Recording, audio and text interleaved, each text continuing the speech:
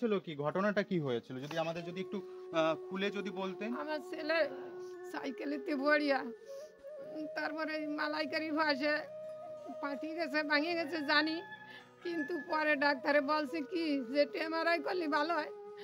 গরিব মানুষ পারিনি, তাও আমি 7,000 টাকা দিয়ে এমআরআই করি আর দেখি 4টি রড ছিঁড়ে গেছে। আমার এই ছেলের 19 বছরের ছেলে রেলে মাথাতে মরে গেছে। আমার ছেলে ওই টেনশন করতে করতে আমার ছেলের এই অবস্থা। আজ আমার ছেলে কাজ না করতে পারি, ওর বোনের বাড়ি আইছে, সহ্য হতে পারে নাই। এখন আমরা কি করে বাঁচবো? সেই জন্য আপনার কাছে একটু অনুরোধ করতেছি, যা করলে হয় তাই করেন। আমার তো সংসারে আর কাজ করার লোক নেই, আমাকে এখন খাওয়ারও সমস্যা, সব দিকে সমস্যা। আমাকে তো টাকা পয়সা নাই, কি দিয়ে আমার ছেলের আমি অপারেশন করবো। ছেলে কি কাজ করতো? ছেলে সেন্টারিং করতো। সেন্টারিং এ কি লেবারই না মিস্ত্রি? লেবারি।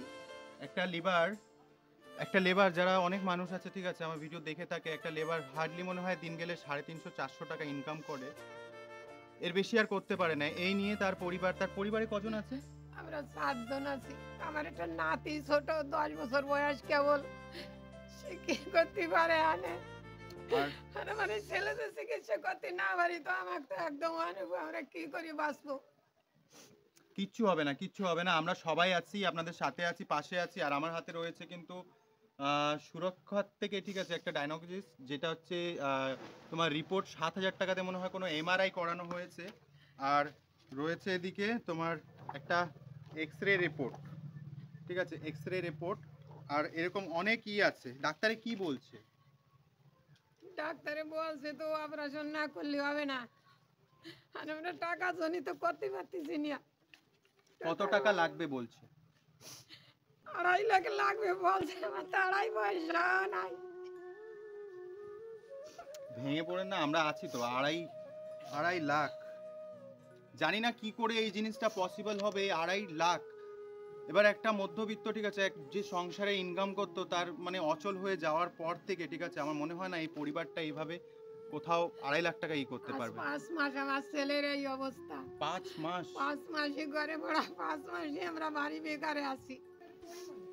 আমি চাই যারা জ্ঞানী বুদ্ধিজীবী ডাক্তাররা আছে ঠিক আছে, আমার ভিডিও জানি তোমরা সবাই দেখো, প্লিজ একটু বেশি বেশি করে শেয়ার করে তাদের কাছে একটু পৌঁছে দাও, যদি পারো তো এই অসহায় পরিবারটাকে একটু বাঁচিয়ে নাও। তোমাদের কাছে মানে হাত জোড় করে বলছি, প্লিজ একটু বাঁচিয়ে নাও। এই পরিবারটা এই গত 1 বছরে অনেক কিছু হারিয়েছে, অনেক কিছু, আর হারানোর আমার মতো সোনা হারাই গেছে। ঘরেতে আমার এমন পরিস্থিতি যে আমি কিছু বিক্রি করি, এর আমার সোনা টোনা সব চুরি হয়ে গেছে। তারপরে আমার নাতি মরে গেছে। আমার স্বামী ওই অ্যাক্সিডেন্টে মরছে, মোটর সাইকেল। আমার কোন দিক দিয়ে শান্তি? আমার কোনো দিক শান্তি নাই।